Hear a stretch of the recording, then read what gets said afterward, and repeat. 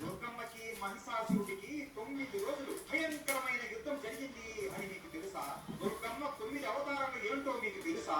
ఇవన్నీ ఈ రోజు వీడియోలో తెలుసుకుందాం. ప్రతి ఒక్క దుర్గమ్మ భక్తుడు, ప్రతి ఒక్క శివుడి భక్తుడు ఈ వీడియో తప్పకుండా మిస్ అవ్వకుండా చివరి వరకు చూడండి. సత్యయుగంలో పాతాళ లోకాన్ని రంబు మరియు కరణ్ అనే 2 అన్నదమ్ములు పాలించేవారు. వాళ్ళిద్దరికి పెళ్లిళ్ళు అయినా కూడా వారు ఎంత ప్రయత్నించినా వారికి సంతానం అనేది అస్సలు కలగలేదు. దాంతో ఇక దేవుళ్ళ మీద భారం వేద్దాము అని ఇద్దరు నిర్ణయించుకొని దేవుళ్ళకి తపస్సు చేయడం మొదలు పెడతారు. రంబు అగ్ని దేవుడిని మెప్పించడానికి ఒక అడవిలో కూర్చుని చుట్టూ అంతా అగ్నితో నింపేసి ఆ భయంకరమైన అగ్ని మధ్యలో కూర్చుని తపస్సు చేయడం మొదలు పెడతారు. కరంబ్ అయితే ఒక నదిలోకి దిగి శరీరం అంతా నది లోపల ఉంచి అలా మాత్రమే బయటికి కనపడేలా ఉంచి వరుణ దేవుడికి తపస్సు చేయడం మొదలు పెడతారు. అలా వారు 2 రోజులు కాదు, నెలలు కాదు, వందల వేల సంవత్సరాలు తపస్సు చేస్తూనే ఉంటారు. ఈ విషయం తెలుసుకున్న ఇంద్రుడు ఖచ్చితంగా ఈ అసురుడు చేసే తపస్సుకి దేవుళ్ళు మెచ్చి వరం ఇస్తారు. ఆ వరాలతో ఇంద్రలోకం పైన కూడా దాడి చేస్తారు అని అనుకుని భూలోకానికి వస్తాడు. కరంబు తపస్సు చేస్తున్న చోటికి వచ్చి ఒక పెద్ద ముసలిలాగా మారిపోయి ఆ నదిలోకి దిగి కరంబు పైన దాడి చేసి చంపేస్తాడు. అతని తమ్ముడు చనిపోయాడు అని తపస్సు చేస్తున్న రంబుకి కూడా అర్థమైపోతుంది. చంపినది ఇంద్రుడు అని కూడా అర్థమైపోతుంది. తన తమ్ముడు చనిపోయాడు అని తెలిసి ధ్యానము నుండి బయటికి వచ్చి సంతానం కోసం తపస్సు చేస్తుంటే చంపుతారా అని తన కత్తిని తీసుకొని తన కడుపులోకి పొడుచుకుంటూ ఉండగా ఆ అగ్నిలో నుండి ఒక దివ్యమైన వెలుగు వస్తుంది. ఆ వెలుగు నుండి అగ్నిదేవుడు వచ్చి రంగుని ఆపుతాడు. నేను నీ తపస్సుకు మెచ్చాను, నీకు ఏం వరం కావాలో కోరుకో అని అనగా రంగు ముందు అయితే ఒక ఆడపిల్ల సంతానంగా కావాలి అని అనుకుంటూ ఉండేవాడు. అని ఇంద్రుడు చేసిన పనికి కోపంతో నాకు పుట్టబోయే సంతానం ఎంత శక్తివంతుడిలా ఉండాలి అంటే అతనిని చూస్తేనే దేవతలు భయపడిపోయి వాళ్ళంతట వాళ్ళే ఓటమిని ఒప్పుకోవాలి. 3 లోకాలని పాలించే రాజులాగా కుమారుడిని పొందేలా వరం ఇవ్వండి అని కోరుకుంటాడు. సరే తదాస్తు అని, కానీ నువ్వు ఒక రాక్షసుతో కలిస్తేనే నీకు కావలసిన సంతానం కలుగుతుంది అని వరం ఇస్తాడు. అలా కొన్ని సంవత్సరాల తరువాత రంబు మహిషి అనే రాక్షసిని చూసి ప్రేమలో పడిపోతాడు. అలా వారు 2 వివాహం కూడా చేసుకుంటారు. కానీ వీళ్ళు 2 కలిసి ఉండడం రంబు కుటుంబానికి ఇష్టం ఉండదు, అలాగే మహిషి కుటుంబానికి కూడా ఇష్టం ఉండదు. అలా కొన్ని నెలల తర్వాత మహిషి గర్భవతి అవుతుంది. ఒక రోజు రంబు మరియు మహిషి ఒంటరిగా అడవిలో వేటకు వెళుతుండగా వీళ్ళ 2 కుటుంబీకులు వీళ్ళ మీద దాడి చేస్తారు. మహిషిని కాపాడుకోవడం కోసం అడ్డుపడి రంబు అక్కడికక్కడే చనిపోతారు. మహిషి వాళ్ళ నుండి తప్పించుకొని పరిగెత్తుతుంది. ఆమె వెనకాలే ఈ రాక్షసులు అందరూ చంపడానికి వెంటపడుతూ ఉంటారు. మహిషి పరిగెత్తుతూ యక్షుల రాజ్యానికి చేరుకుంటుంది. మొత్తం యక్షులకి ఆమెకు జరిగిన అన్యాయం గురించి చెబుతుంది. అది విని వారు కూడా బాధపడి మేము మిమ్మల్ని కాపాడుతాము అని వచ్చిన ప్రతి ఒక్క రాక్షసుని చంపేస్తారు. కానీ మహిషికి తన కళ్ళ ముందే ఎంతో ప్రేమించే తన భర్త చావుని చూడటంతో ఆమె గుండె పగిలిపోయినంత అయిపోతుంది. యక్షుడు చనిపోయిన రంగు శరీరాన్ని తీసుకుని వచ్చి అన్ని కార్యాలు పూర్తి చేసి కాల్చేస్తారు. మళ్ళీ ఆమె కళ్ళ ముందే తన భర్త శరీరం కాల్చడం చూసి ఆమె తట్టుకోలేక పరిగెత్తుకుంటూ వెళ్ళి ఆ చితిలోనే దూకేస్తుంది. అలా ఆ మంటల్లోని రంగు మరియు గర్భవతి అయిన మహిషి కూడా కాలిపోతారు. అలా చాలాసేపు ఆ మంటలు ఆగకుండా కాలుతూనే ఉంటాయి. యక్షులు కూడా అక్కడే ఆ మంటనే చూస్తూ ఉంటారు. అలా కొంత సమయానికి ఆ మంట నీలి రంగులోకి మారిపోతుంది. ఒక్కసారిగా ఆ మంటల్లో నుండి ఒక కాలు బయటికి వస్తుంది, తరువాత చేతులు బయటికి వస్తాయి. అలా ఆ మంటల్లో నుండి ఒక క్రూరమైన రాక్షసుడు బయటికి వస్తాడు. అతన్ని చూసి యక్షులు కూడా భయంతో వణికిపోతారు. ఆ రాక్షసుడు బయటికి రాగానే, ఒరి దేవుళ్ళారా, మీ చావు నా చేతుల్లో రాసి పెట్టింది. ఈ రోజు నుండి ప్రతి రోజు లెక్క పెట్టుకుంటూ ఉండండి. ప్రతి ఒక్కరిని ఊచకోత అంటే ఏంటో చూపిస్తాను అని అరుస్తూ గట్టిగా అని నవ్వుతాడు. కొంత సమయానికి ఆ మంటలు ఎర్రగా రక్తం రంగులోకి మారిపోయి ఆ మంటల్లో నుండి ఎర్రగా మెరుస్తూ ఇంకొక రాక్షసుడు బయటికి వస్తాడు. అతను ఎవరో కాదు, రంగు. ఈసారి రక్తబీజుడు అనే రాక్షసులాగా జన్మిస్తాడు. అలా ఆ రోజు ఆ మంటల నుండి ఇద్దరు శక్తివంతమైన రాక్షసులు పుడతారు. ఇదంతా ఆ అగ్నిదేవుడు ఇచ్చిన వరం వలన జరిగింది. రక్తబీజుడు అన్నయ్య పద పాతాళ లోకానికి వెళదాము అని అనగా, నువ్వు వెళ్ళు తమ్ముడు, నేను ఇంకా శక్తివంతుడులాగా మారిన తరువాతనే పాతాళ లోకానికి అడుగు పెడతాను అని చెబుతాడు.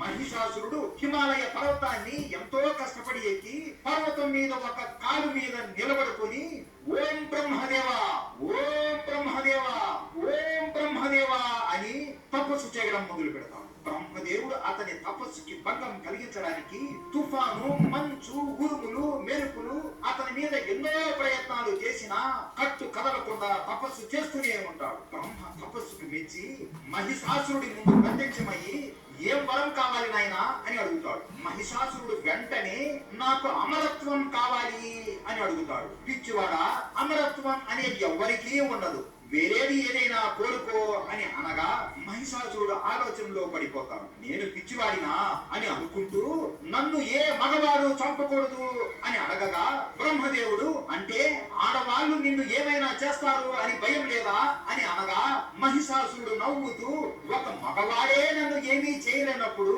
ఒక బలహీనురాలైన ఆడది కేవలం ఒక ఆడది నన్ను ఏం చేస్తుంది అని నవ్వుతూ హేళన చేస్తూ అంటాడు. బ్రహ్మదేవుడు నవ్వుతూ సరే మహిషాసురా, నువ్వు కోరుకున్నది జరుగుతుంది, తదాస్తు అని అంటాడు. ఆ తరువాత మహిషాసురుడు ఇంకా చాలా దేవుళ్ళకి తపస్సు చేసి ఎన్నెన్నో వరాలు, అస్త్రాలు పొందుతాడు. అలా మహిషాసురుడు ఈ లోకంలోనే అత్యంత శక్తివంతుడిలాగా మారిపోతాడు. మహిషాసురుడు భూమి మీద ఉన్న రాజులను ఓడించి వాళ్ళ రాజ్యాలను కూడా పొందుతాడు. అలాగే తన తండ్రిని చంపిన రాక్షసులని, అలాగే వాళ్ళ కుటుంబాలని చంపేస్తాడు. భూమి మీద ఉన్న ప్రతి ఒక్కరిని అతని బానిసలాగా మార్చుకుంటాడు. ఇక భూమి మీద చేసింది చాలు అని ఇంద్రలోకాన్ని సొంతం చేసుకోవాలి అని అతని సైన్యంతో ఇంద్రలోకం మీద దాడి చేస్తాడు. ఇంద్రుడు మొత్తం దేవుళ్ళందరినీ పిలిచి వారి సహాయం కోరతాడు. అని మహిషాసురుడు స్వర్గలోకంలో దేవుళ్ళ ముందు నడుస్తుంటే అతన్ని చూసే సగం మంది సైనికులు చనిపోతారు. అతడు వదిలే అస్త్రాలకి దేవతలు కూడా చనిపోతారు. మొత్తం దేవుళ్ళని అతను ఒక్కడే సునాయాసంగా ఓడించి స్వర్గానికి రాజులుగా మారిపోతాడు.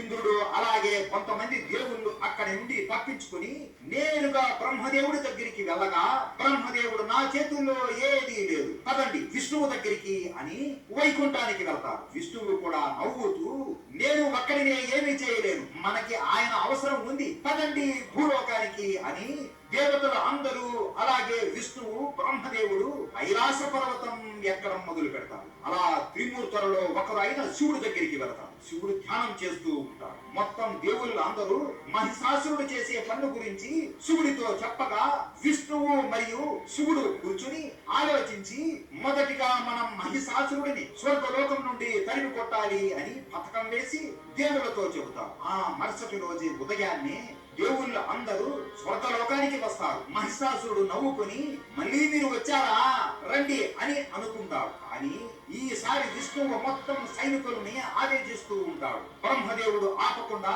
అస్త్రాలు వదులుతూ ఉంటాడు. శివుడు మాత్రం ఆయన త్రిశూలంతో మొత్తం రాక్షసులని చంపుతూ ఉంటాడు.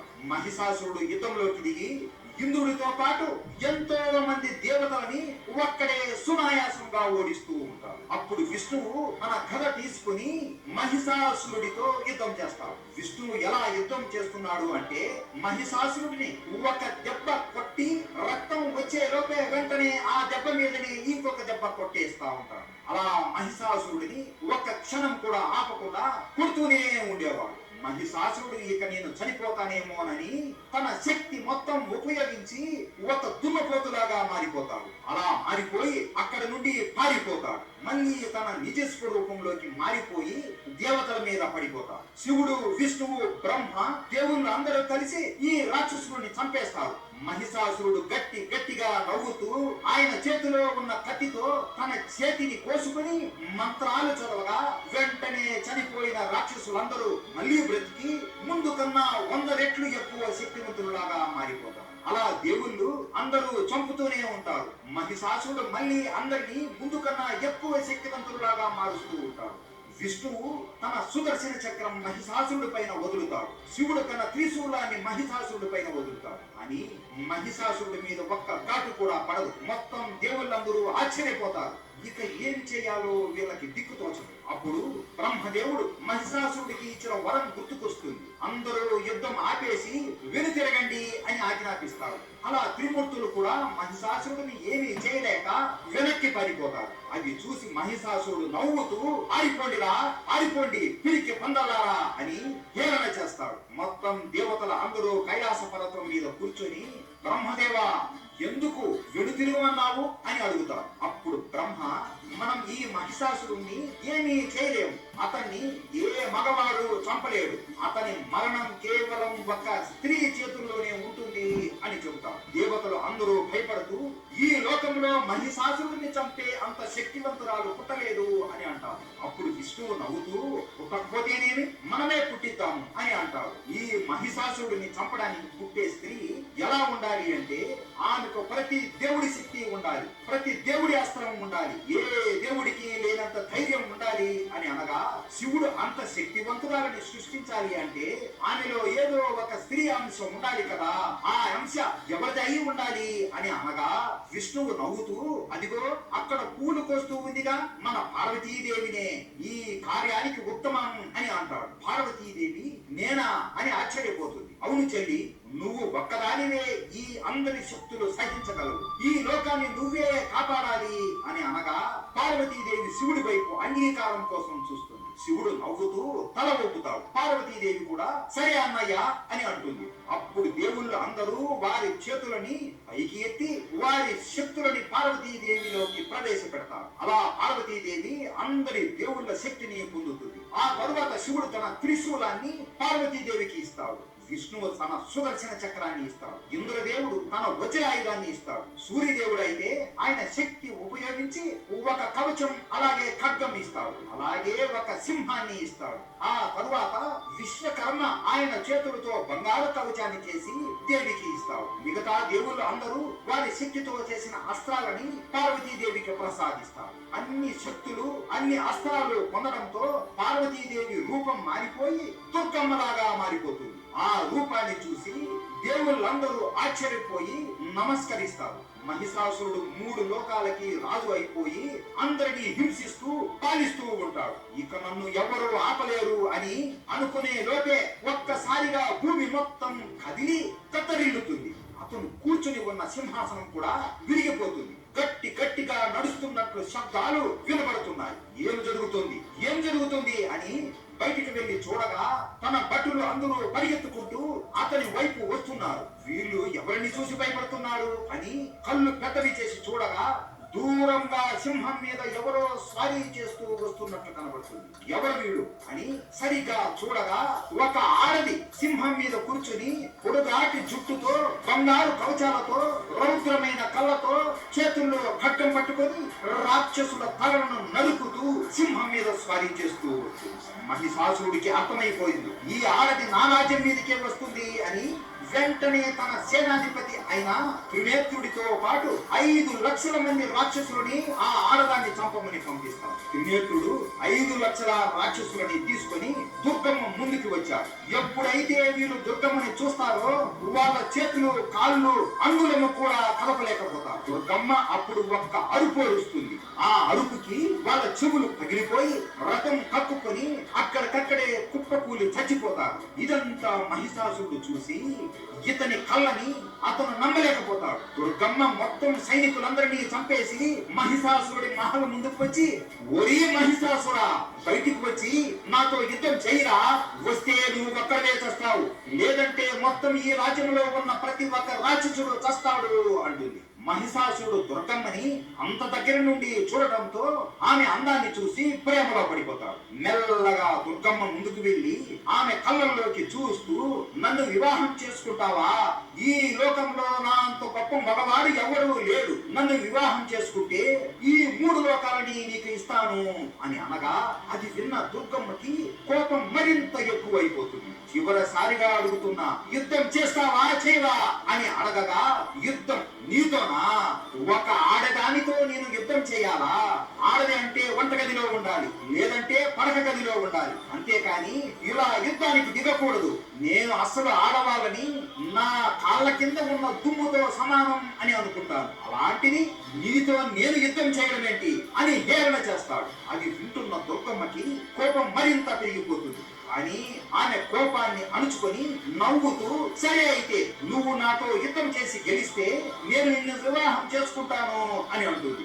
మహిషాసురుడు నవ్వుతూ, నిన్ను నా పడక గదిలోకి రప్పించుకోవడానికి ఏమైనా చేస్తాను, సరే నీతో యుద్ధం చేయడానికి నేను అంగీకరిస్తున్నా అని అతని శక్తి మొత్తం ఉపయోగించి అతని శరీరాన్ని పెంచుకుంటాడు. ఇలా కూడా దుర్గమ్మనే అతని కన్నా పొడవుగా ఉంటుంది. దుర్గమ్మ కిందికి చూస్తూ పట్టి రాక్షసుడు అని అంటూ నవ్వుకుంటుంది.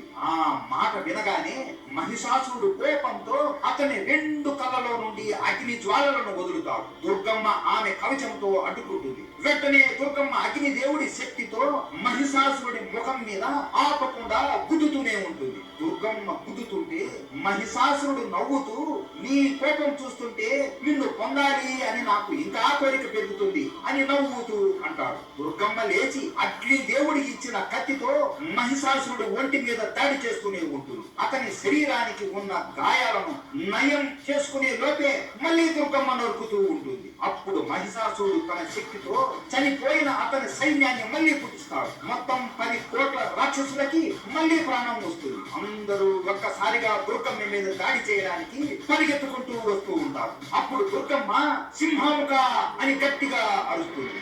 ఆ కోట్ల రాక్షసులలో నుండి దుర్గమ్మ వాహనమైన సింహం పరిగెత్తుకుంటూ ఆమె దగ్గరికి వస్తుంది. దుర్గమ్మ సింహం మీద కూర్చొని మొత్తం ఆ 10 కోట్ల రాక్షసులతో యుద్ధం చేస్తుంది. దుర్గమ్మ విష్ణువు ఇచ్చిన సుదర్శన చక్రం వదులుతుంది.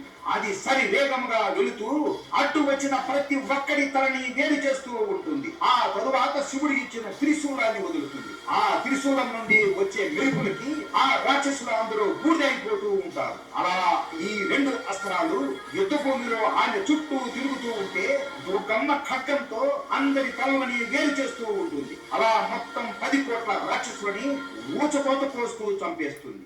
ఆమె శరీరం అంతా రక్తంతో నిండిపోయి ఉంటుంది. వరుణు దేవుడు ఇది చూసి వెంటనే వర్షం కురిపిస్తాడు. దుర్గమ్మ ఒంటి మీద ఉన్న రక్తం అంతా కొట్టుకుపోతుంది. ఆమె కళ్ళు మూసి తెరిచే లోపే వెనక నుండి మహిషాసురుడు సుత్తితో ఆమె వీపు మీద కొడతాడు. ఆ దెబ్బకి ఆమె వీపు మొత్తం రక్తం కారిపోయి కింద పడిపోతుంది. దొంగ దెబ్బ తీస్తావారా అని కోపంతో సుదర్శన చక్రం తీసి ఆమె వెనకల వీపుకి ఒక కవచములాగా తగిలించుకుంటుంది. మహిషాసురుడు ఆ యుద్ధ భూమిలో ఎక్కడో దాక్కుని దొంగ దెబ్బ తీయడానికి ఎదురు చూస్తూ ఉంటాడు. దుర్గమ్మ సింహాన్ని మహిషాసురుడిని వెతకమని పంపిస్తుంది. సింహం మహిషాసురుడు ఉండే చోటు కనిపెడుతుంది. అని వెంటనే మహిషాసురుడు అతని శక్తితో ఆ సింహాన్ని ఓడించి కింద పడేస్తాడు. సింహం అరుస్తున్న అరుపులు విని దుర్గమ్మ పరిగెత్తుకుంటూ ఆ వైపుకి వెళుతుంది. అక్కడ సింహం కూర్చొని ఉంటుంది. అమ్మయ్య, నీకేం కాలేదు కదా అని తల మీద చెయ్యి పెడుతుండగా ఆ సింహం దుర్గమ్మ మీద విరుచుకుపడి ఆమెను గాయపరుస్తుంది. ఆ సింహం రూపంలో ఉన్నది ఎవరో కాదు, ఆ మహిషాసురుడే. దుర్గమ్మ కోపంతో త్రిశూలం అతని మీద వేయగా అతని మాయాశక్తి ఉపయోగించి అక్కడ నుండి మాయమైపోతాడు. అలా దుర్గమ్మ మహిషాసురుడిని వెతకడం, వాడు దుర్గమ్మని దొంగ దెబ్బ తీయడం, ప్రతిరోజు ఒక్కొక్క రూపంలోకి మార్చుకొని దుర్గమ్మతో యుద్ధం చేస్తూ ఉంటాడు. అలా 9 రోజులు అయిపోతాయి. దుర్గమ్మ ఒంటి మీద ఎన్నెన్నో గాయాలు ఉంటాయి. 9వ రోజు మొత్తానికి ఆమె సింహం కనబడుతుంది. అది కొన ఊపిరితో ప్రాణంతో ఉంటుంది. ఆ సింహం దగ్గరికి వెళుతుండగా మహిషాసురుడు తన అసలైన దున్నపోతు రూపంలోకి మారిపోయి సరి వేగంగా వచ్చి దుర్గమ్మ కడుపుకి గుద్ది ముందుకు తోస్తూ ఉంటాడు. అలా తోస్తూ ఎన్నో కొండలని ఎన్నో చెట్లని ధ్వంసం చేస్తూ ఉంటాడు. దుర్గమ్మ రక్తం కప్పుతూ గాయపడిపోయి ఉంటుంది. దుర్గమ్మ ఆమె పూర్తి శక్తి ఆమె ఎడమ కాలిలోకి పంపించి ఒక్కసారిగా కాలితో భూమిలోకి అడుగు పెట్టగా అక్కడికక్కడే ఆగిపోతుంది. మహిషాసురుడు ఎంత తోస్తున్నా కూడా ఒక్క అంగుళం కూడా దుర్గమ్మని కదపలేకపోతాడు. దుర్గమ్మ ఆమె మోచేతులతో మహిషాసురుడి వీపు మీద ఆపకుండా గుద్దుతూనే ఉంటుంది. ఆ దెబ్బలకి మహిషాసురుడి రక్తం కప్పుతూ క్రింద పడిపోతాడు. ఆ ఆమె కాలితో మహిషాసురుడిని తొక్కి ఆమె కాలిని అతని ఛాతీ మీద పెట్టి త్రిశూలంతో కడుపులోకి పొడుస్తుంది. మహిషాసురుడు రక్తం కక్కుతూ, దేవి నన్ను క్షమించు, ఆడవారిని చులకనగా చూడడం నా తప్పు, దయచేసి నన్ను క్షమించు అని అనగా దుర్గమ్మ కోపంతో ఉన్నా కూడా శాంతించి అతనికి ఒక వరం ఇస్తుంది. ఇక నుండి నన్ను తలుచుకున్న ప్రతి ఒక్కరూ నిన్ను కూడా తలుచుకుంటూ ఉంటారు అని వరం ఇచ్చి చేతులలోకి ఆమె ఖడ్గాన్ని తీసుకొని ఆ ఖడ్గాన్ని పైకి ఎత్తి, దేవతలారా అందరూ చూడండి అని అంటూ ఒక్కసారిగా మహిషాసురుడి తలను వేరు చేసి ఆ తలని పట్టుకొని పైకి ఎత్తుతుంది. అలా దుర్గమ్మ మహిషాసురుడిని చంపేస్తుంది. ఆమె కోసం అప్పటికీ కూడా తగ్గకపోయేసరికి దేవతలు అందరూ వచ్చి ఆమెకు పూల వర్షం కురిపిస్తారు. మొత్తం దేవతలు అందరూ ఆమెకు ఒక కొత్త పేరు పెడతారు. ఆ పేరే మహిషాసుర మర్దిని. దుర్గమ్మ శాంతించి ఆమె సింహాన్ని వెతుక్కుంటూ వెళ్లి దానికి తిరిగి శక్తి ఇచ్చి బ్రతికిస్తుంది. అలా సింహం మీద కూర్చొని కైలాసానికి బయలుదేరుతుంది. దుర్గమ్మ చంపిన ఈ రోజుని మనం విజయదశమి లేదా దసరా లాగా జరుపుకుంటున్నాం. దుర్గమ్మ మహిషాసురుడితో యుద్ధం చేసిన ఈ 9 రోజులని మనం నవరాత్రులాగా జరుపుకుంటాం. ప్రతి ఒక్కరికి దసరా పండుగ వెనుక ఉన్న కథ ఏంటో అర్థమైంది అని అనుకుంటున్నాం. ప్రతి ఒక్క హిందువుకి ఈ వీడియో తప్పకుండా షేర్ చేయండి. దుర్గమ్మ అంటే మీకు ఇష్టం ఉంటే జై దుర్గమ్మ అని కామెంట్ చేసి సబ్స్క్రైబ్ చేసుకోండి.